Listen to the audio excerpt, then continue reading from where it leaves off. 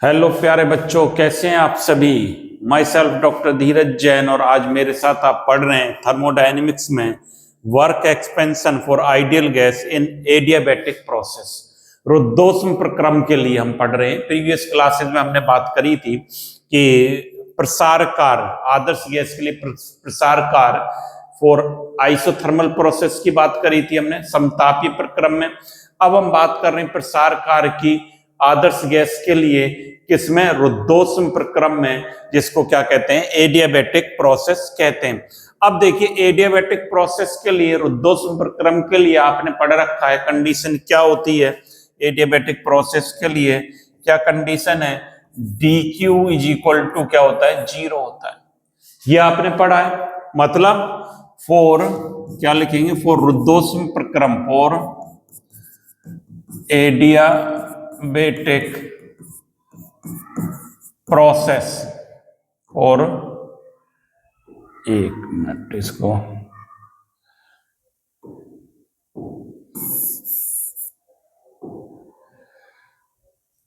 For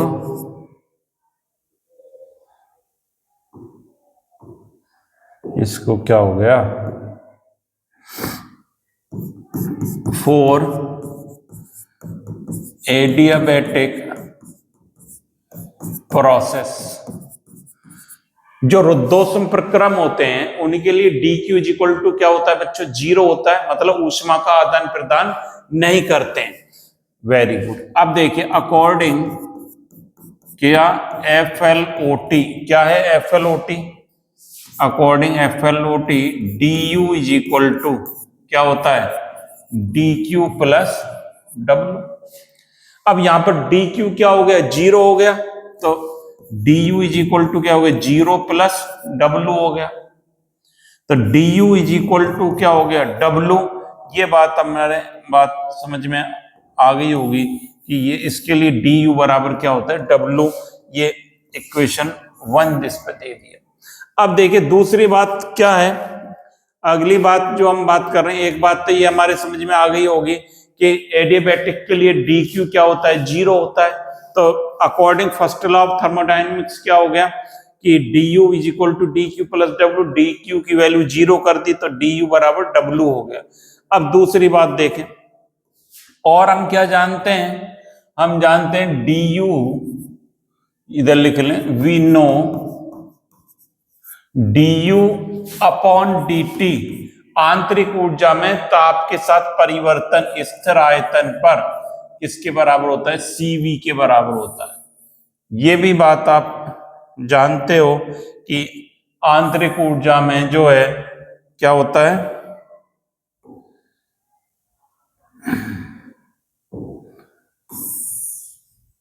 du बराबर क्या? du upon dt is equal to क्या होता है? ncv होता है।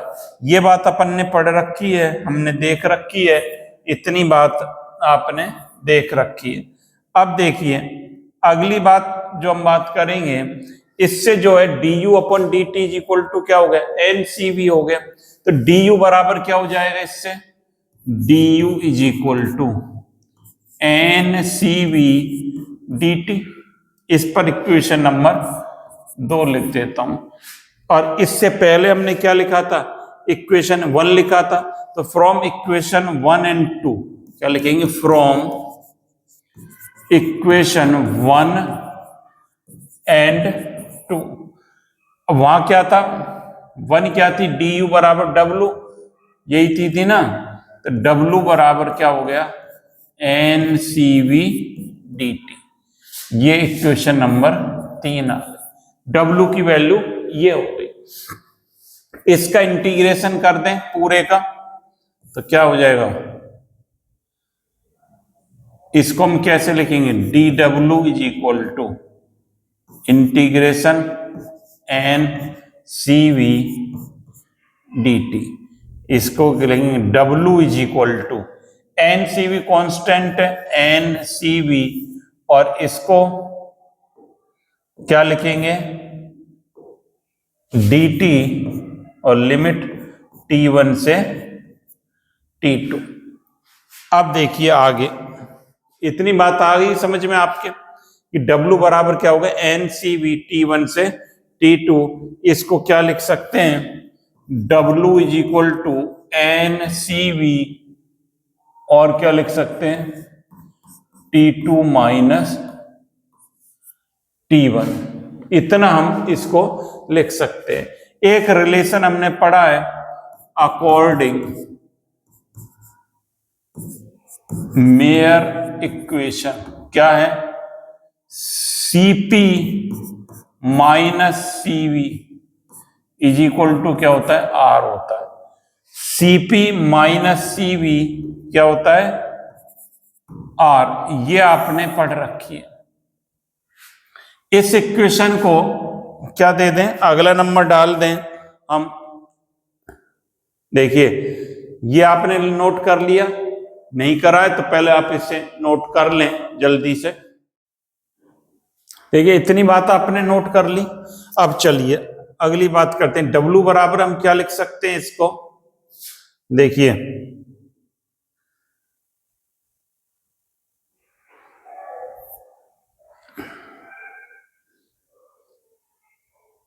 यहां पर देखिए W बराबर हम क्या लिख सकते हैं, W बराबर NCV और इसको मैं क्या लिख सकता हूं upper limit minus T2 minus T1।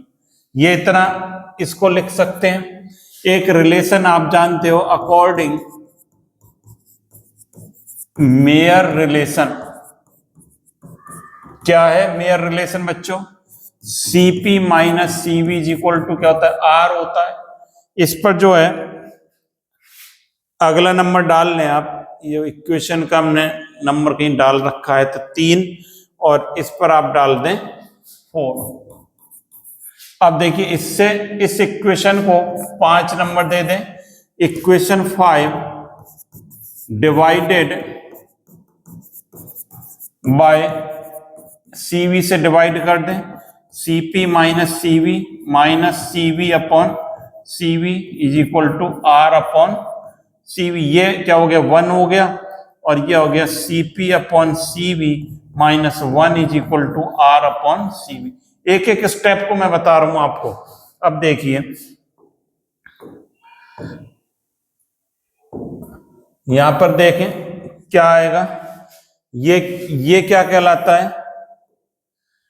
ये जो है ये क्या कहलाता है गामा कहलाता है।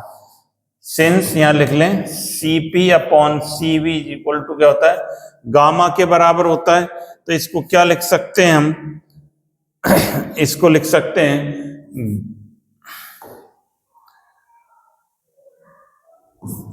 Gamma minus 1 is equal to R upon CV, यही हो गया। और CV इज इक्वल टू क्या हो गया R अपॉन गामा माइनस 1 हो गया। इतनी बात आ रही है। अब इस पर आप डाल दें अगला 6 नंबर फ्रॉम इक्वेशन 6 और 4 से 4। अब देखिए CV की वैल्यू यहां पुट अप कर दें तो W इज इक्वल टू क्या आ गया N R gamma minus 1 T2 minus T1। ये इक्वेशन हमारी आ जाती है और जो कि इंपॉर्टेंट है, ये इक्वेशन आ गई। इस पर जो है अगला नंबर 7 नंबर आप डाल सकते हैं। तो W की वैल्यू आ गई N R gamma minus 1 T2 minus T1। चलिए अब बात करते हैं कैलकुलेशन ऑफ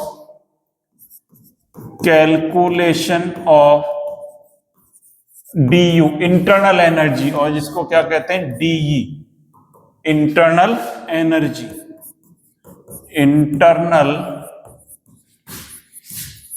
एनर्जी का कैलकुलेशन कैसे करें। देखिए वो ही हमारे पास एक ही फॉर्मूला है अकॉर्डिंग FLOT, क्या है DU is equal to DQ plus W। प्रक्रम हमारा कैसा है एडियाबैटिक है, तो DQ इज इक्वल टू क्या रहा है 0, DU is equal to 0 plus W। Since W is equal to क्या माइनस PdV एक्सपेंशन वर्क के प्रसार कार्य, तो डी यू बराबर क्या हो गया, माइनस पी डी वी, ये हो गया, ये हो गया डी यू बराबर minus P D V internal energy की वैल्यू। चलिए अब देखिए calculation of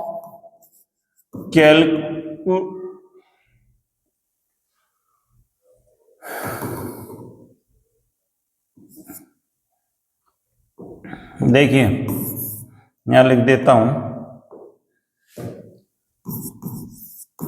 calculation of DH, किसका कैलकुलेशन करेंगे,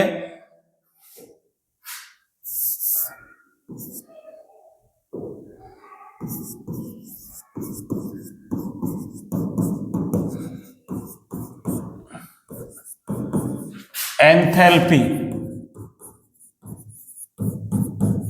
एंथैल्पी का कैलकुलेशन करेंगे। देखिए कैसे करेंगे इसको भी समझ लें। H इज इक्वल टू क्या होता है, U प्लस पी वी, इसका टोटल डिफरेंशिएशन कर दें। देखिए इतना कर लिया आपने। H इज इक्वल टू, हम बात कर रहे हैं कैलकुलेशन ऑफ DH एंथैल्पी की। H इज इक्वल टू क्या होता है, U प्लस पी वी, इसका टोटल डिफरेंशिएशन कर दें तो ये क्या हो जाएगा, DU plus D P V. ठीक है, अब DH इज इक्वल टू क्या हो जाएगा, DU plus P D V plus V D P. अब देखिए DU की वैल्यू हमने क्या निकाली अभी, DU minus P D V, तो हम क्या लिख देंगे, यहां लिख लें since DU is equal to minus P D V, ये हो गया।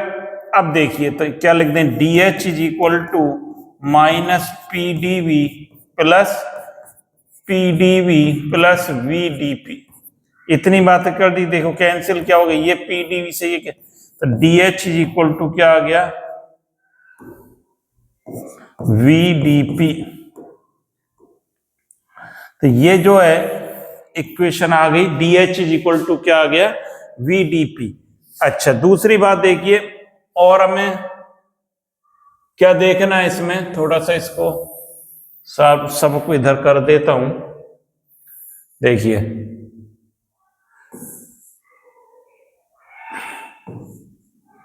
इतनी बात हो गई, एक इंपॉर्टेंट बात और बतानी है इसमें आपको, यहां पर देखें क्या बतानी है, DH is equal to V D P और DT क्या होता है, इनवर्सली प्रोपोर्शनल DV होता है। DT इनवर्सली प्रोपोर्शनल क्या होता है, DV। DV इंक्रीज करेंगे फॉर एक्सपेंशन, DV क्या होगा, इंक्रीज होगा, इंक्रीज होगा, देन DT क्या होगा, डिक्रीज होगा। जब DT डिक्रीज होगा तो कौन सा इफेक्ट आएगा, कूलिंग इफेक्ट, शीतलन प्रभाव लगेगा। फॉर कंप्रेशन, कंप्रेशन माने संपीड़न, संपीड़न में ये क्या विस्तार है, यहां पर क्या होगा कंप्रेशन में, DV क्या होगा, कम होगा, DV डाउन इन डिक्रीज होगा, तो DT क्या होगा, इंक्रीज हो जाएगा। जब DT इंक्रीज हो जाएगा तो कौन सा प्रभाव आएगा,